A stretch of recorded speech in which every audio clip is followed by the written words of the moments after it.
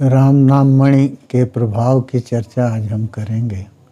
देखिए, गोस्वामी जी ने राम नाम मणि दीप धर जीह देहरि द्वार, तुलसी भीतर बाहर जो चाहस उदियार।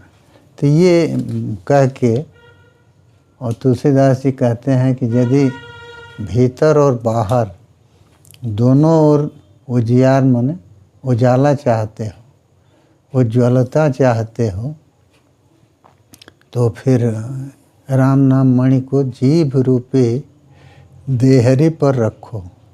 अच्छा, देहरी जो है देहली है, तो देहली पर रखने का तात्पर्य क्या है?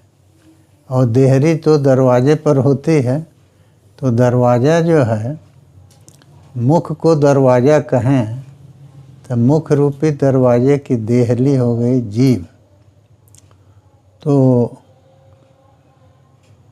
जीभ पर जब राम नाम रूपी मणि रखेंगे तो एक स्वाभाविक जिज्ञासा तो होगी कि ठीक है, इस जीभ रूपी देहली पर राम नाम मणि को रख लीजिए, लेकिन इस दरवाजे से, इस देहली से कौन सी चीज़ें आएंगी और कौन सी जाएंगी? क्योंकि दरवाजे से दोनों काम होता है। कुछ का भीतर प्रवेश होता है, जैसे हम कभी प्रवेश करते हैं देहली को पार करके, और कभी उससे बाहर निकलते हैं। तो अब देखिए, दोनों चीज़ें हैं। वहीं पर राम नाम मणि को वहाँ जब रख दिया, तो ये वो बताना चाहते हैं कि चाहे आपको भोजन आदि लेना हो, जल लेना हो, जो भी लेना हो, तो उस जीभ रूपी देहरी पर राम नाम रूपी मणि को रखते हुए ही, माने मन से भगवान के नाम का स्मरण करते हुए ही हम सब कुछ अपना भोजन या जलपान आदि जो कुछ कार्य है वो भी करें, क्योंकि ये दोनों होगा। अच्छा, रह गई बात ये कि फिर उससे निकलेगा क्या? तो वो तो मान लीजिए शरीर के विकार तो निकलते हैं, बमन विरेचन आदि जो कराते हैं लोग, तो वो भी मुख के द्वार से निकलते हैं शरीर शोधन के लिए। लेकिन प्रवेश के लिए तो भोजन आदि ज़्यादा है, और भगवान के नाम के साथ जितनी शुभ वासनाएं हैं वो भी उसमें प्रवेश करती हैं। और तो जब शुभ वासनाएं प्रवेश करेंगी तो अशुभ वासनाएं जो हैं, ऐसी वासनाएं, ऐसे पाप आदि की भावना जो है वो भी उद्विग्न होकर बाहर निकलेगी, क्योंकि वो दोनों संभव नहीं है कि राम नाम भी होता रहे और इनका स्थान भी पक्का बना रहे पाप का, वासनाओं का। वो तो नहीं होगा। आप कहेंगे कि दोनों रहेंगे, नहीं, कुछ समय तक रह सकते हैं, लेकिन धीरे धीरे अंत में उनको तो छोड़ के हटना पड़ेगा। तो निकलने का रास्ता बड़ा छिद्र है ना, कोई कोई छिद्र चाहिए जिससे वो निकलें। तो विकार जो हैं उनका निर्गमन छिद्रों से होता है। जैसे शरीर का विकार, मान लीजिए स्वेद है, पसीना है, तो वो रोम से भी निकलता है। तो और उसी तरह से तो मुख से भी निकलता है पसीना, कर्ण से भी मल जो है वो मैल के रूप में वहाँ से भी निकलता है, नासिका से निकलता है। तो शरीर में जितने छिद्र हैं सबसे मल तो निकलता है। तो मुख रूपी जो छिद्र है ये ऐसा है कि जिससे अधिक मात्रा में वासनाएं निकलेंगी। क्यों? कि जब राम नाम का प्रहार होगा, राम नाम का उच्चारण होगा, तो उससे जो भीत होगा, जो भयभीत होगा, जो उसके उत्कर्ष को, जो उसकी उसकी घोष को नहीं सहन कर पाएगा, वो तो बाहर निकल जाएगा। तो इसलिए दोनों चीज़ें हैं। एक तो शीतलता भी उसके साथ बाहर से आएगी, और दूसरा ये है कि दाह जो है वो निकलेगा। तो दाह निकलेगा तो मतलब क्या होगा? वाणी में शीतलता आएगी, क्योंकि वाणी भी वो कठोर वाणी नहीं रहेगी, उसमें भी शीतलता आएगी। इसीलिए वो कहते हैं कि जीभ रूपी देहली पर तुम नाम रूपी मणि को रखो। अब मणि है क्या? मणि जो है वो देखिए, मणि को रत्न कहते हैं। तो रत्न जो है, रत्न कौन होता है? तो जिसमें मन रमण करे, जहाँ मन रमण करे वो रत्न है। तो मन रमण करे माने मन को जो अच्छा लगे, मन जो वहीं लगा रहे।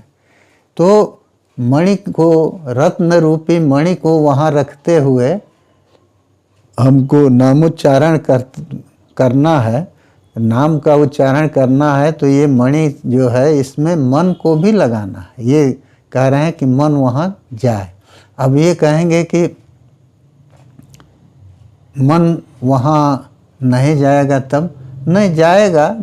शुरू में भले न जाए, लेकिन धीरे धीरे जब नाम का उच्चारण होता जाएगा, तो जैसे जैसे काल की दीर्घता आएगी, समय बढ़ेगा, वैसे वैसे वो मन भी उसके साथ जुड़ जाएगा।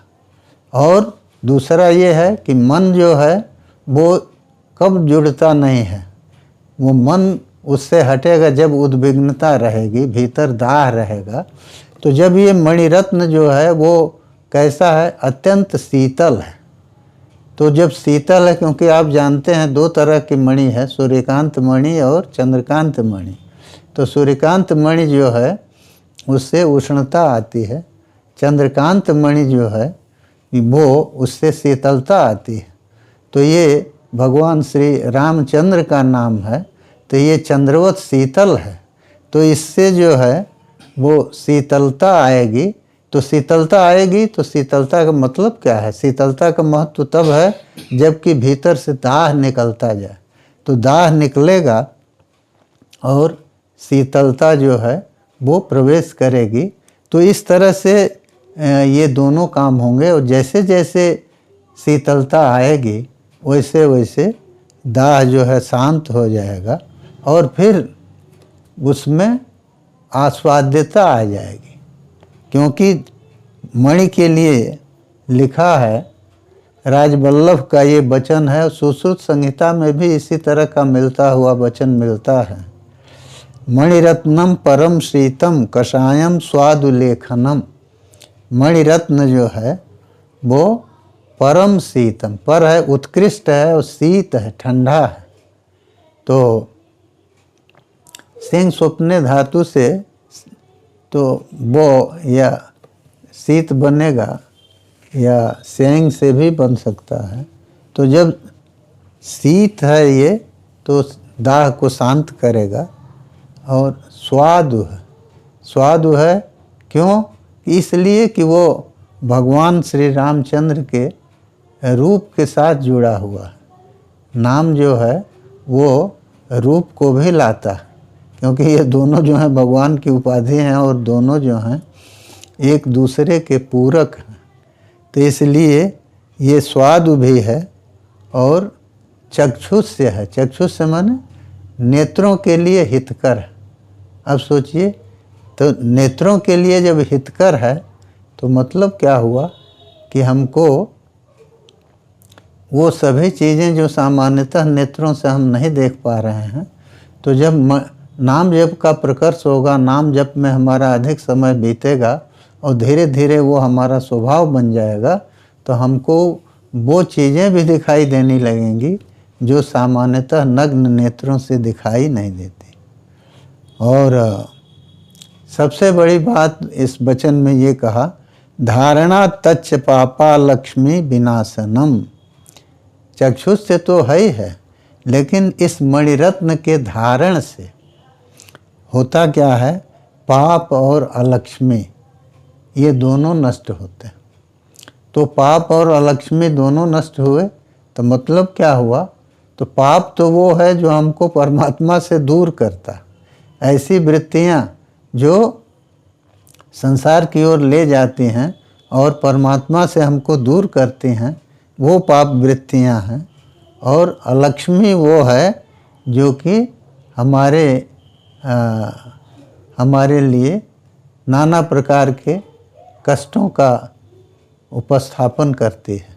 तो इसलिए पाप और अलक्ष्मी नाना प्रकार के कष्ट, क्योंकि देखिए जब लक्ष्मी से विहीन जो भी है उसको तो नाना प्रकार के कष्ट आते ही हैं। इसीलिए ये दिया कि पाप और अलक्ष्मी ये दोनों जो हैं इस मणिरत्न के धारण से दूर हो जाते हैं। तो एक ही मणि रूपी रत्न जो है इतने काम करता है। तो उस राम नाम रूपी मणि को गोस्वामी जी कहते हैं कि आप अपने दीपक के रूप में, अच्छा मणि का कार्य है वो प्रकाश तो करता ही है, शीतलता देगा, नेत्रों में इस तरह की ज्योति लाएगा जिससे हम सामान्यतः नेत्रों से न दिखाई पड़ने वाली वस्तुओं को भी देख पाएंगे। माने हमारे नेत्र जो हैं उपासना के प्रकर्ष से जब हम अत्यधिक उपासना करेंगे तो नेत्र अपनी जो सामान्य सीमाएं हैं दर्शन की उनको पार कर जाएंगे, उनको का अतिलंघन करके और अत्यंत दूर की वस्तुओं को भी वो देख पाएंगे। तो इस प्रकार का ये मणि रत्न है। तो कहते हैं कि इसको तुम मणि रत्न को जीव रूपी देहरी पर रखो। अब चर्चा आती है, कहते हैं किस लिए रखो, तो तुलसी भीतर बाहरहूँ जो चाहसी उजियार। तुम तुलसीदास जी कहते हैं कि भीतर और बाहर दोनों ओर अगर उजाला चाहते हो। अब प्रश्न ये है कि भीतर किस तरह का अंधकार है और बाहर किस तरह का अंधकार है जिसकी चर्चा वो कर रहे हैं। तो भीतर का अंधकार तो मान लीजिए सामान्य दृष्टि से आप सोचेंगे तो ये समझ में आता है कि भीतर जो है सब चीज़ें हैं लेकिन दिखाई तो कुछ नहीं पड़ रहा। हम यहाँ तक कि हम भोजन कर रहे हैं, जल पी रहे हैं, गले के नीचे गया तो अब उसका स्वाद आदि भी खत्म है और कोई प्रकार इस तरह का कोई चिन्ह नहीं है जिससे कि हम उसकी सत्ता के बारे में जान सकें। तो वो चला जाता है जहाँ गले के नीचे तो कुछ मालूम नहीं पड़ता। तुम नहीं पड़ता तो इसका मतलब क्या है, कुछ दिखाई नहीं देता। तो अंधकार का ये गुण तो है कि वो भीतर जो है सभी चीज़ों का आच्छादन किए हुए है। और बाहर का जो अंधेरा कह रहे हैं तो बाहर का अंधेरा क्या है, हम दोनों पर अभी सामान्य दृष्टि से चर्चा कर रहे हैं, फिर विशेष दृष्टि से बोलेंगे। तो बाहर का अंधेरा क्या है? अरे आप कहेंगे कि बाहर तो मान लीजिए सूर्य की ज्योति है, कहीं अग्नि है, कहीं विद्युत का प्रकाश है। तो वो सभी चीज़ें तो बाहर हैं। तो बाहर हमेशा अंधकार है ये कैसे कह रहे हैं? यदि हमेशा अंधकार नहीं है तो फिर वो भीतर और बाहर दोनों ओर उजाला हो जाएगा, ये चर्चा क्यों कर रहे हैं? तो गोस्वामी जी के वचन से तो ये स्पष्ट हो रहा है कि भीतर भी अंधेरा है और बाहर भी अंधेरा है, और वो अंधेरा दूर करने की सामर्थ्य किसी में नहीं है। सूर्य से, चंद्रमा से वो बाहर का भी अंधेरा दूर नहीं होगा। और भीतर तो मान लीजिए सूर्य और चंद्रमा की या बाहर के किसी प्रकाश की गति नहीं है जो भीतर के अंधेरे को दूर कर सके। तो फिर कौन सा ऐसा अंधेरा है जिसको हटाने की बात गोस्वामी जी करना चाहते हैं? और दूसरी बात ये है कि भीतर वो क्या बतलाना चाहते हैं। भीतर प्रकाश हो जाएगा तो प्रकाश होने से जैसे दीपक हम लेके आवें तो अंधेरे कमरे में हमको रखी हुई कोई भी चीज़ दिखाई दे जाती है, तो उसी तरह से भीतर भी कोई ऐसी चीज़ है जो कि हमें दिखाई नहीं दे रही है। उसका अवस्थान तो है, अवस्थिति तो है, लेकिन वो हमें दिखाई नहीं दे रही है, हमारी अनुभूति में नहीं है। और वही वस्तु बाहर भी है जो सामान्यतः दिखाई नहीं देती। दिखाई क्या देता है? उसका वह रूप जो नाना रूपों में भ्रम से प्रतीत वो हो रहा है, वही दिखाई देता है। माने आप कहेंगे कि संसार दिखता है, हाँ ठीक है, संसार तो दिख रहा, संसार दिख रहा है, लेकिन ये दिख कब तक रहा है, कब तक ये दिखाई देगा? तो जब तक इसका मूल आधार जो है वो परम ब्रह्म जिसमें ये कल्पित है, वो जब तक नहीं दिखाई देता तब तक ये दिख रहा। इसीलिए गोस्वामी जी ने लिखा कि जेहि जाने जग जाई हेराई, जिसको जानने के बाद जग जो है वो हेरा जाता है, माने उसकी विस्मृति हो, वो अदृश्य हो जाता है। तो अदृश्य होगा कैसे? जो चीज़ वास्तव में है वो तो अदृश्य नहीं होगी, वो हटेगी नहीं। इसका मतलब कि वो जो जग है वो प्रतीत हो रहा है, वस्तु सत्य नहीं है, वस्तुतः है नहीं। तो अंधेरा जो है वो उससे मूल रूप से वो अज्ञान को लेना चाहते हैं, क्योंकि अज्ञान करता क्या है? गीता में भगवान ने कहा ना, अज्ञाने नावृतं ज्ञानम तेन मुह्यन्ति जन्तवः। अज्ञान से ज्ञान आवृत है, अज्ञान से ज्ञान आवृत है, ढका हुआ है। तो ज्ञान है क्या? जिसका अज्ञान ने आवरण किया है। तो ज्ञान जो है वही प्रकाश रूप परमात्मा कहिए, आत्मा कहिए, वही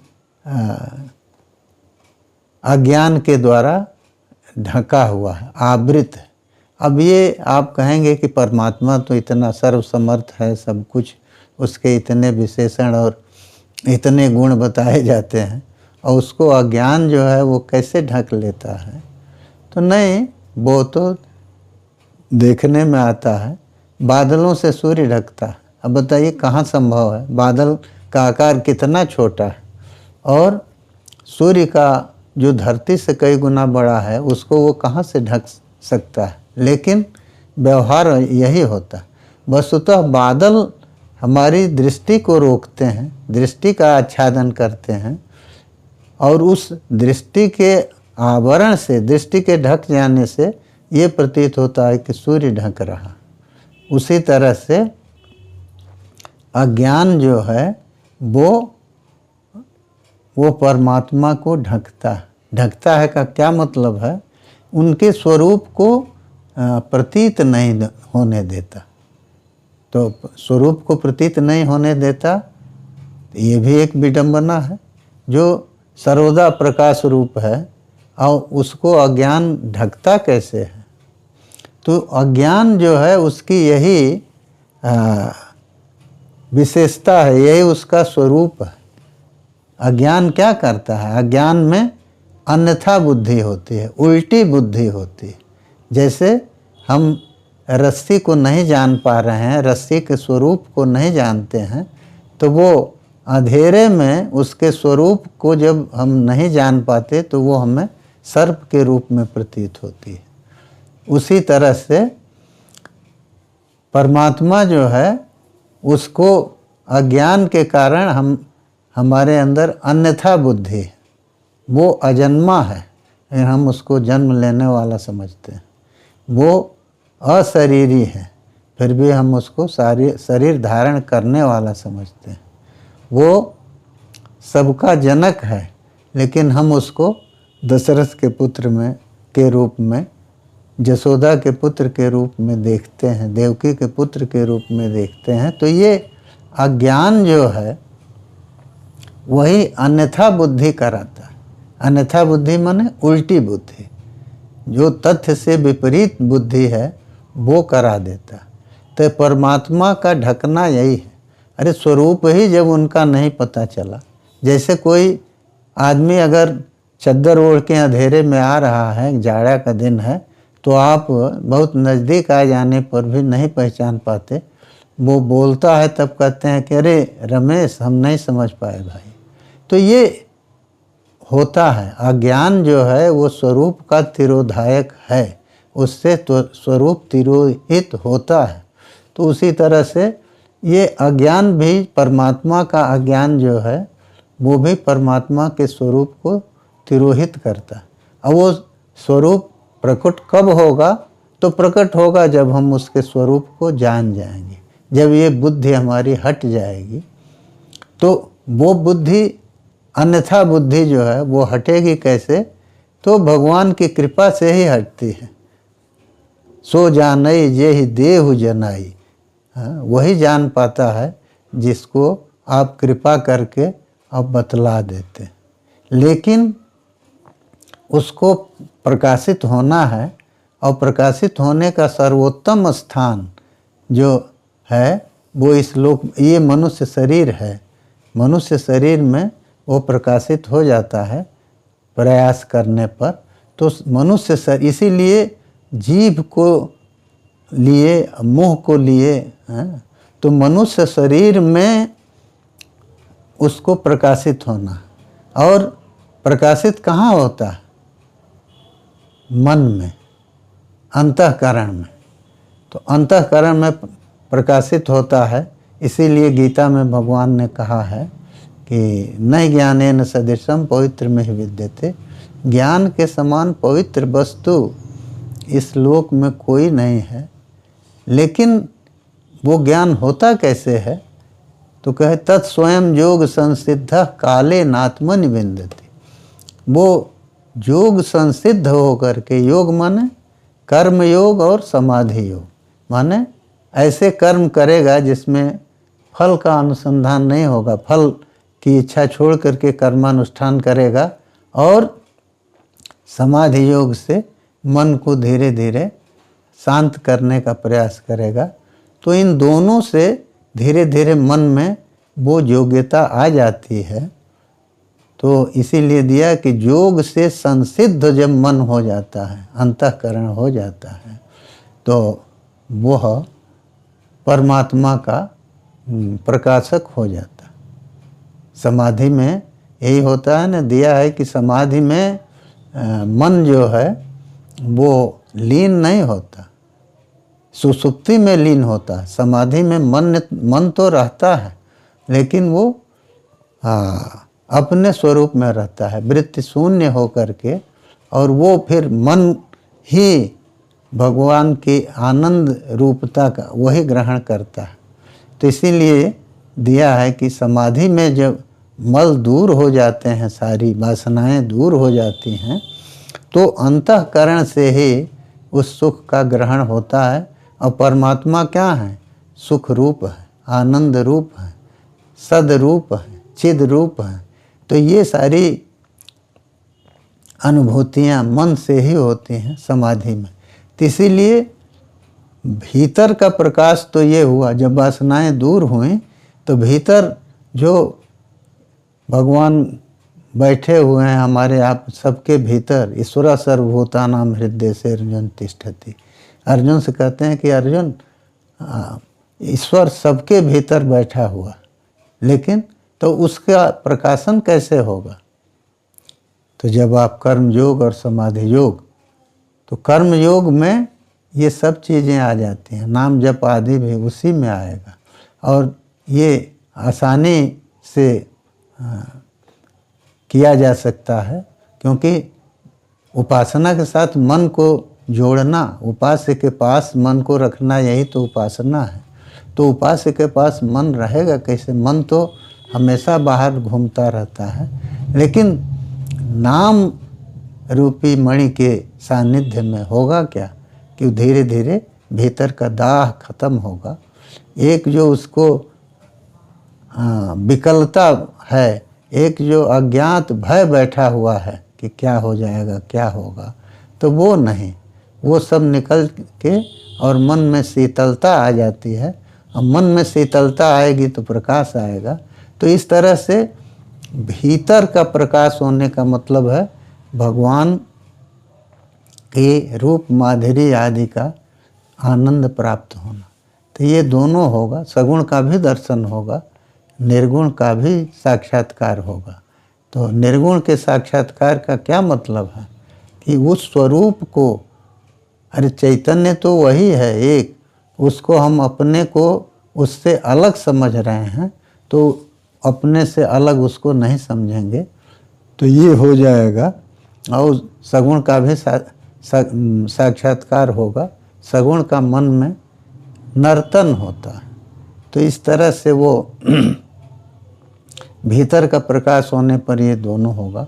और बाहर का प्रकाश जो है, बाहर का प्रकाश माने जब हम संसार की संपूर्ण वस्तुओं को ये समझ जाएंगे कि उसी परमात्मा का ये स्वरूप है, निज प्रभुमय देखें जगत कासन करहीं विरोध। तो भगवान के भक्त जो हैं अपने प्रभु के स्वरूप में ही संपूर्ण जगत को देखते हैं। कैसे देखते हैं? तो प्रभु जो हैं वो सच्चिद आनंद स्वरूप हैं, तो वही नाना रूपों में आए हुए हैं। उन्हीं से पृथ्वी जल तेज वायु सूक्ष्म रूप में उत्पन्न हुए, फिर स्थूल रूप में आए, फिर उनसे शरीर आदि बने। तो इस तरह से हर जगह तो नियंत्रक रूप में वही हैं। तो अब हम घड़ा को देखते रहते हैं तो हमारा मन उसके सौंदर्य की ओर जाता है, और जब हमको ये बुद्धि हो जाती है कि उसी मिट्टी से ये बना हुआ है, तो हम उसके सौंदर्य की ओर न जा करके हम उसके यथार्थ की ओर हमारी दृष्टि चली जाती है। तो उसी तरह से संसार की मोहकता, संसार की जो सुखरूपता है, उसको हम देखते भ्रम में उसको सुखरूप समझ रहे हैं। और जब हम उसको के वास्तविक स्वरूप को समझ लेंगे तो उससे हमारा मन हट जाएगा। तो ये बाहर का प्रकाश है। और इसीलिए गोस्वामी जी कहते हैं ये जाने जग जाई हेराई। तो जानने पर जग का उड़ जाएगा, कहीं कहाँ चला जाएगा? नहीं, जानना उसका मतलब यही है उसी प्रभु का ये स्वरूप है। तो ये दाहक नहीं है, ये शीतलता देने वाला है, ये दुख देने वाला नहीं है, ये सुख देने ही वाला है। इसलिए ये समझने के बाद वो हर तरह से संसार को अन्यथा जो समझ रहा है तो उसके स्वरूप को समझ जाएगा। तो जग का हेरा जाना, जग का विलुप्त होना, यही उसका मतलब है। विलुप्त हो गया माने जिस रूप में हम समझ रहे हैं उसको जिस रूप में बाधक समझ रहे हैं उस रूप में वो नहीं रहा। तो इसलिए भीतर भी प्रकाश हुआ और बाहर भी प्रकाश हुआ। अब ये ध्यान दीजिए कि गोस्वामी जी ने पहले भीतर प्रकाश की चर्चा की। तुलसी भीतर बाहर जो चाह शिव जिया। तो माने भीतर का प्रकाश हो जाएगा तो बाहर भी प्रकाश होना ही है। क्यों? कि वो एक ही तत्व तो हर जगह है, लेकिन वो चूँकि इस शरीर के भीतर ही प्रकट होता है, इसीलिए वो इस शरीर को भी लोक कहा गया। तो लोक्यते अस्मिन् परमात्मा इति लोक, इस जिसमें परमात्मा जो है वो उसका अवलोकन हो जाए, दर्शन हो जाए, वो लोक है, वो शरीर है। तो इस शरीर में उसका अवलोकन पहले होता है और फिर लोक में बाहर जो है अन्य सभी वस्तुओं में उसका दर्शन हो जाता है। तो इसी भावना को लेकर के गोस्वामी जी ने इस दोहे के ऊपर अपनी लेखनी का प्रचार किया है। राम नाम मन दीप धर जीह देहरी द्वार, तुलसी भीतर बाहर जो चाहस उजियार। यहाँ पर देहली शब्द के प्रयोग का एक विशेष आशय है। देहली जो है वो तो ठीक है कि आप कहते हैं कि वो देहली है जो कि उसकी चौखट है दरवाजे की, लेकिन देहली का इस प्रसंग में अर्थ है देह लीयते अस्मिन, जहाँ देह लीन हो जाए।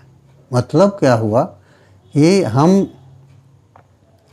देहली में प्रवेश तो कर जाते हैं, लेकिन देह को और देहाभिमान को दोनों को वहीं छोड़ के अगर चलते हैं, राम नाम मणि का ही केवल ध्यान रख रहे हैं, तब हमको प्रकाशन होगा, भीतर उजियाला आएगा और जल्दी आएगा। जैसे घर में भीतर घुसने के बाद, देहली को पार करने के बाद हम देहली को भूल जाते हैं और भीतर जा करके और हमारा ध्यान केंद्रित हो जाता है भीतर की वस्तुओं पर।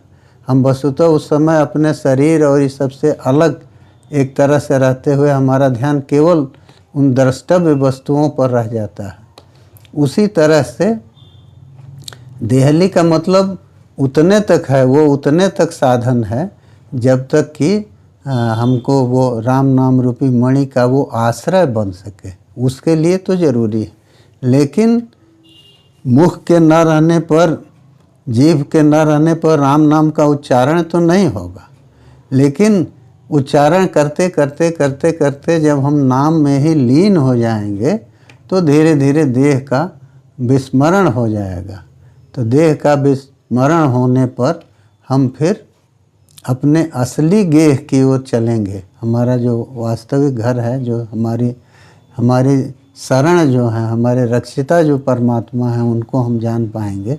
तो गोस्वामी जी ने ये साथ में जो देहली शब्द का प्रयोग किया, तो उसका ये विशेष महत्व है कि देहाभिमान, देह के जो चाहे गुण हैं या दोष हैं, इन दोनों की दृष्टि नहीं जाएगी, क्योंकि अदेह परमात्मा की प्राप्ति में देह का जो भान है वो तो बाधक है ही है। तो आप कहेंगे कि देह रहते ही स्मरण हो रहा है, ठीक है, हो तो रहा है, लेकिन देह साधन है और वो साध्य जो परमात्मा है उसकी प्राप्ति जो है वो धीरे धीरे जब हम केवल साध्याकार हमारा मन हो जाएगा और साधन से सर्वथा अलग हो जाएगा, तो उस स्थिति में हम प्राप्त कर पाएंगे उस परमात्मा को। तो उस स्थिति में भीतर का प्रकाशन होगा, और भीतर का प्रकाशन जो है उस परमात्मा का प्रकाशन तो होगा। एक चीज़ और है इसमें कि आप जानते हैं कि एक उक्ति है, जत पिंडे तद ब्रह्मांड, जत ब्रह्मांडे तद पिंडे। तो ब्रह्मांड में जो कुछ है वो सब इस पिंड में, इस शरीर में समाया हुआ। तो ब्रह्मांड में जो नाना प्रकार के सूर्य आदि और ग्रह आदि हैं, जितना ब्रह्मांड, अनंत ब्रह्मांड है, तो वो इस पिंड के भीतर सब कुछ है। तो वो जो कुछ है वो सब कुछ छिपा हुआ है। तो पिंड के भीतर जो कुछ भी समष्टि रूप में समाया हुआ है उसका भी दर्शन हमें तभी होगा जबकि हम देह के अभिमान को छोड़ देंगे। और देह का अभिमान कहने से नहीं हो, वो धीरे धीरे राम नाम के जप से ही हम उसको छोड़ पाते हैं। और इसीलिए वहाँ भी महिम्न स्तोत्र में भी कहा है, तुरीयन्ते धाम ध्वनि भीरवरुन्धान मणुभि। तुरीय जो धाम है भगवान का, माने सच्चिदानंद स्वरूप जो शिव का रूप है, वो अणुध्वनियों से अवरुद्ध होता है, उसी से उसकी प्राप्ति होती है। अणुध्वनि माने जब हम प्रणव का उच्चारण एक सातत्य में करते हुए अक्षरों के विभेद को भूल जाते हैं, वो हमारे मन से निकल जाता है, तो उस स्थिति में उस स्वरूप की प्राप्ति होती है। तो यहाँ भी राम का प्रकाशन उसी रूप में होना है। तो हमको ये देह का विस्मरण जैसे वहाँ होगा, उसी तरह से देह का विस्मरण यहाँ भी होगा। ये विस्मरण कोई अपने कहने से नहीं होगा कि हम देह को भूल गए, वो स्वाभाविक, जब तीव्रता से एक चीज़ का स्मरण होता है तो अन्य चीज़ों का विस्मरण उसके साथ ही हो जाता है। तो अत्यंत प्रवाह में, अत्यंत श्रद्धा से, एकदम तन्मयता से जब भगवान के नाम का उच्चारण होगा, उस नाम मणि का उच्चारण होगा, तो उसके साथ ही स्मरण तो प्रभु का होगा और विस्मरण देह गेह आदि सबका होता जाएगा। और इस तरह से ये देह ली का नाम भी सार्थक होगा, क्योंकि वहाँ देह का लीन होना, देह का विस्मृत हो जाना वो स्वाभाविक है।